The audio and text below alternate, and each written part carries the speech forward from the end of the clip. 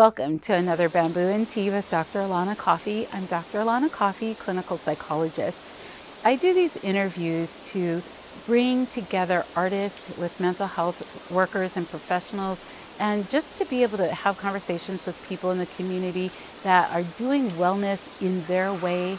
And this series is about bringing the artists to this conversation. These are artists who in some way have contributed to mental health, to a community of people, and I can't wait to talk to you more about Shar, Tuiasoa. But one of the things I want to say is we are outside, and being outside is so that we can have a conversation and be distant and be safe. But that also means that there's going to be chickens, airplanes, dogs, cats. There's a lot of ambient noise. Thank you for your patience, and enjoy this conversation with Shar. Really, thank you for agreeing to come and talk story with me. We've never met. So many of the people I do interview are people I've met before, but I saw you, I saw your story, and I'm like, I feel like I know her anyway. For sure, in the past life. At least I want to, right? Right. So thanks for coming up. Absolutely. So, tell a little bit about you. I could go on, but I want to hear from you first. Oh, like where should I start? I know. I don't know. So I'm a local girl. I grew up in Kailua. That's where I was born. That's where I was raised. All the way up through high school, beyond high school, and I went and studied art. I got my art degree from Laguna College of Art and Design. Came back and started my illustration business, Punky, Aloha. And that's it in a nutshell. Yada, yada, yada. Yeah, that's not, there's more. So it's like one of the inspirations that it sounds like you have is from WCC, Windward Community College, yes, right? That's where my roots are, yeah. I mean, and like Snowden Hodges. Yes. You call him who? Snowden? You like uncle? Oh, he's like a father figure to everybody, you know? Wow. That's just, he really cultivated so many relationships and like really inspired so many people to go just beyond art classes. Like, how far can you really take this art thing, you know? Yeah. And, he actually taught my mom, and she used to bring me to her art classes. She also went to WCC and studied art, and she used to take us kids with her. And so we used to sit on the floor of those art classes with Snowden Hodges teaching. Wow. And then, so later on in life, he ended up being my teacher. That is so, growing up in Hawaii, being, local in Hawaii, I think a lot of times we see successful people as other. Like, yes. It's unattainable, Absolutely. We can't do that, it's magic how it happens. But, when I was reading your story, I'm like, wow, that's like, people can do this. People absolutely can, and that's something that I had to learn, was that in my mind, success is only on the mainland. You can't stay here and be successful, because that's not like, I don't know whose fault it is, but that's just almost just how it seems like. If you stay here, there's no way you can really move to the top unless you know someone or if you grew up rich or something. So really, it was encouraging to come back and just find so many programs and people saying, no, let's teach our keiki that they can stay home, be just as successful as anybody else, and continue to put back into our own economy. It's so true. And, thank you for that message, because again, this is about mental health. I'm a clinical psychologist. I work with children and families, and I see my, part of my job, I was speaking with someone earlier and she says, your kuleana, part of my kuleana is to really help inspire young people and connect them with what's possible in a real kind of way. It's not pie in the sky. This is what you can really, truly do. So thank you for that. And so, looking at your art, I was like, oh my gosh, she's from Kailua. She went to the community college, and that was added to your charm. I was just like, oh my gosh, like people need to know about this woman. Right? You can do anything you want. You really you got to put in work and, just keep at it, believe in yourself. I mean, that sounds just there's so much more to it, of course, than that, but that's at the bones, that's what it is. In your written, there was a report, I guess, like a news report on you in midweek, and in that article, you really do tribute some people, and it's really nice because I think yes, we can work as hard as we can, but for those of you who are listening to this story, if you're in the position to support and help a young person to do something, make the time, right? Make space for them to have access to this, because there's so much talent, they just don't have access. So when you have someone like a Snowden, or even your mom saying, hey, girl, go, Exactly. you know, then it helps encourage, because I think a lot of our kids are getting, you know, sit down and do your math, and then, you know, their musical talent goes off. Yeah, in that sense, I wanted to really recognize that that is a privilege that I grew up with, was having of parents that were supportive of having an art career, or parents they didn't have any money, but they were always emotionally supportive, and that's not something that everybody has, you know. Or even my partner, who was supportive of me following my dreams and stuff. So it is important to be a support to somebody. You know, you don't even know how far just vocalizing your support for someone can go, you know. So true, so true. So do you have students yet too? Are you mentoring? I mean, like, people are going to sign up now. They're going to be, please support me. Yeah, no, I mean, I can always use the help. As soon as I can have some time to even think, I would love to have someone come up and just help me around and just show them the ropes, you know. Your career took off. So, quick story, backstory, how I came to find you. So I was at Mana Up, they did an event, probably one of their first few events. Mana Up is Melly Jane's initiative, local products promotion, across the nation, and international. And I just happened to be in a store, it was in Waikiki, and I saw this paper and these bags.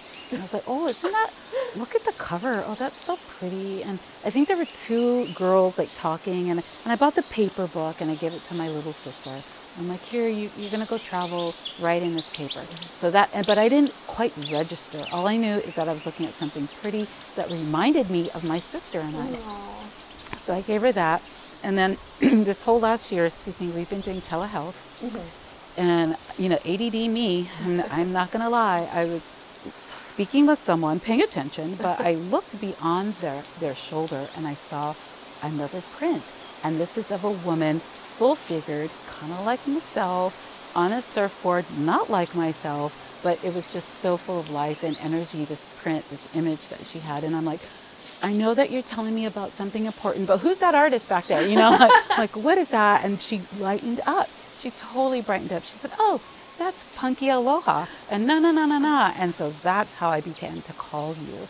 And so I thought your name was Punky Aloha. I'm like, sorry, Shar.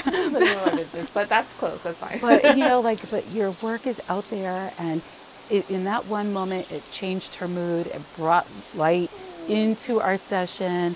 And I just want you to know how affirming it is to see those images. So what is inspiring those beautiful women that you paint? And oh yeah, I mean, I think it's just observing the world around me, and sort of when I came back home from art school, just looking around and thinking like, wow, you know, at least in our local art scene, it's always, you want to see yourself represented. And I just remember thinking like, oh, I want to see like what a woman like me would say, you know, not someone who's visiting, or, you know, someone who looks like me, who has grown up here. What would they have to say? What would I have to say? What do I have to contribute to the conversation? So I just started drawing women that looked like me, like my sisters, like my aunties and my grandparents. And that just kind of became a celebration of, you know, not just Pacific Islander women and men, but just melanated people. Melanated people. I'm going to use that from now. You know, melanated people. I read that the other day. I was like, melanated people, okay. Brownish. Well, can you show your shirt? Because I think this is a sample of a melanated wahine holding a radio. And this is Hawaii Public Radio. And just listening to that fund drive, they loved you too. And I was like, I'm going to interview her. But, you know, I had already scheduled. But, you know, like, thank you for putting, you know, donating the art, right? Because our Hawaii Public Radio is so important for our community to bring, you know, level and unbiased. Love them. Absolutely. Yeah, absolutely. I'm a sustaining member, so I will be getting the same shirt. Thank you very much. getting that shirt Perfect. full circle. But speaking of the melanated people, you've gotten some recognition. I think it's the Asian American and Pacific Island. Yes. Yeah, can you speak to that? Because I was so happy for you that you got that project. So what was that? I did a lot of projects during AAPI month, which was kind of the first time I gotten so many big clients. I worked with AT&T, I worked with Facebook, I worked with Sephora, just kind of, and Amazon Prime, just creating images that were celebrating AAPI month, right, Asian American Pacific Islander month. And what I was told to, and I think I've said this before, was that the art directors who reached out to me were saying, we've tried really, really hard to find Pacific Islander illustrators. It's kind of really hard to find. Yeah. We're like the silent PI. So it was an honor for me to just kind of, put my foot in the game a little bit and represent a little bit and show other girls, boys, people that, the opportunities are out there. They're looking for us, We just need to make ourselves shown. Let everyone see us, put your work out there. Right. If someone's listening and they have some work, how do they put it out there? They don't necessarily have the access, right? So what does a young person with a portfolio do? Yeah, right. Back in the day, you used to kind of go cart them around to all the agencies, physical portfolios. But this day and age, we have social media, and I've used that to my advantage. It's free marketing. I just kind of started putting my work out there, and because it resonated so much with the most glorious people, they were sharing it with their friends, and before you know it, it just kind of like domino effect starts to spread.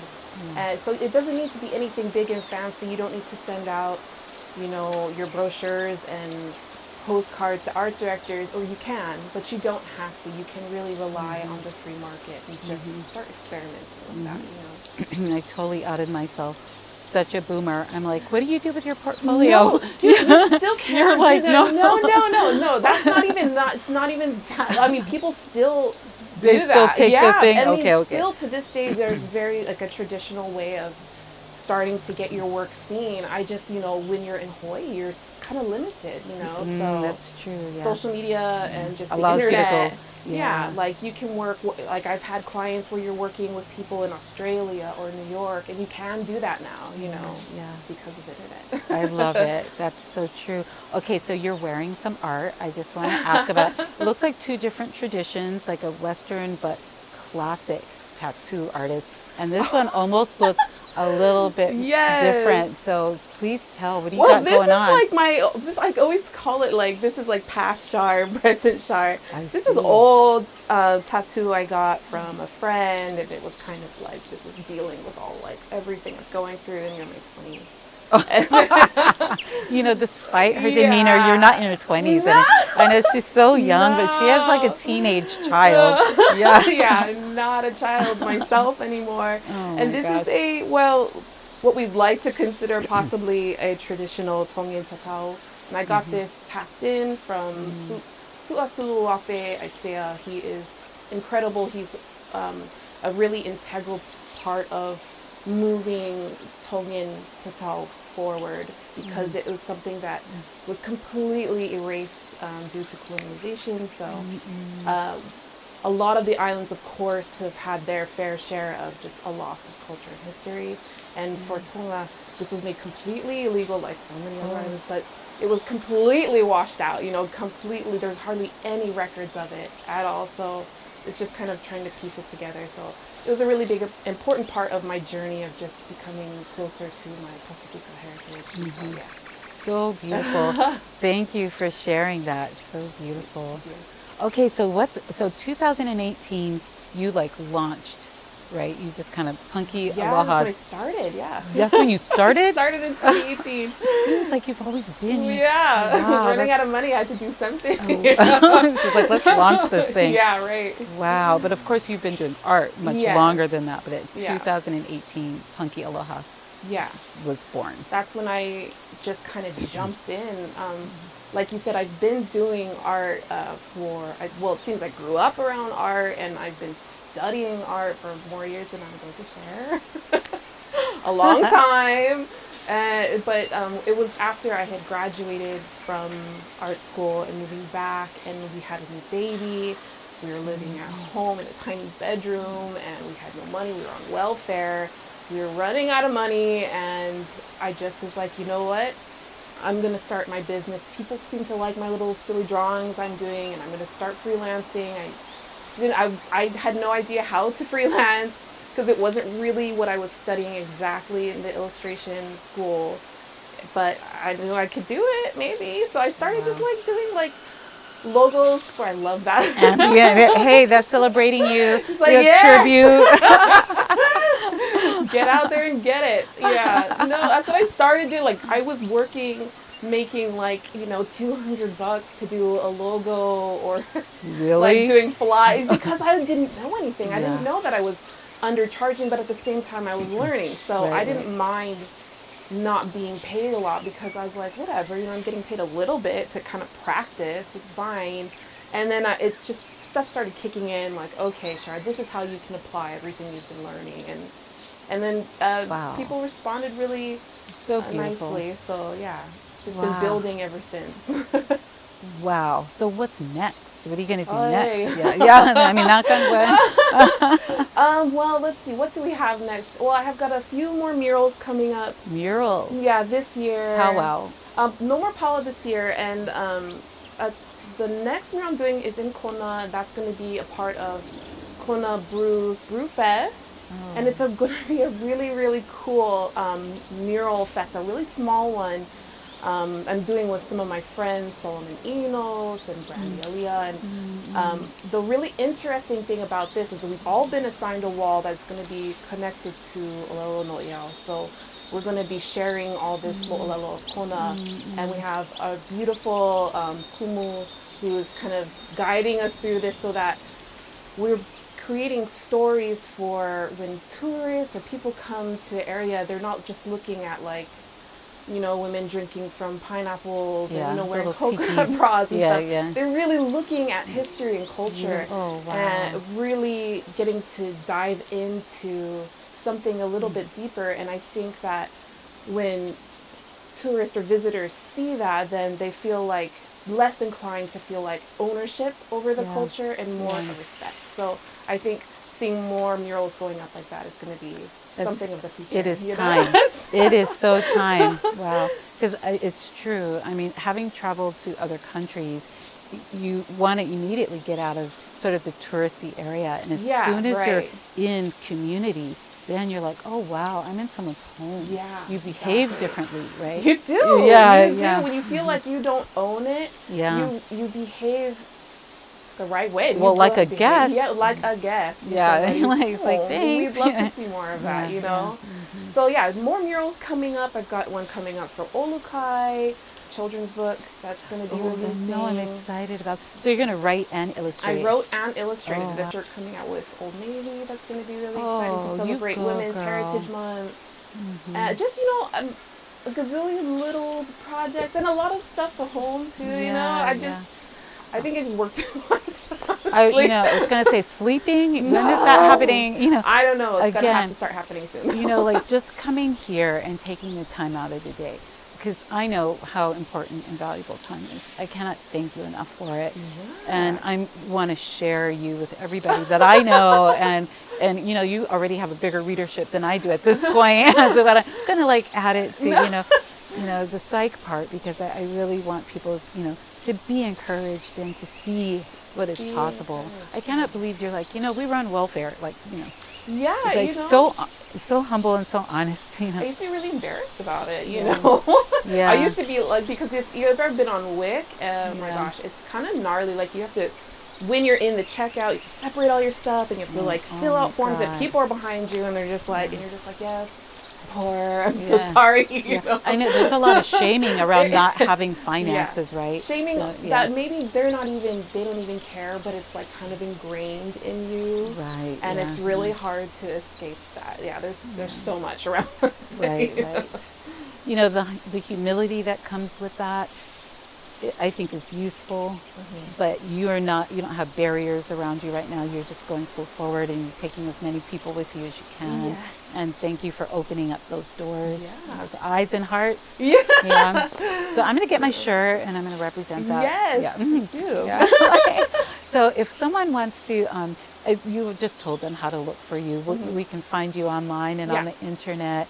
It is Shar Tuiasoa, but the brand is Punky Aloha. Yeah, that is the name of How my. come you know, a little bit punky on the sleeve? Like, how did you get this punky and then Aloha? Like, how? Like, how'd you do that? I have no idea. It's just kind of who I am, you know. I guess when you put it all together. Like Kolohe, you mean, like a little bit of that? Super, like Punky is probably that's who I've been probably my entire life. But we don't need to talk about that right now. Oh, not next time We don't maybe. have the time. Hopefully you'll come back. Hopefully after all of Yes. this. Thank you so much, Shar. I Yes, really thank you. appreciated you Absolutely. today. Thank you. Thank you, folks.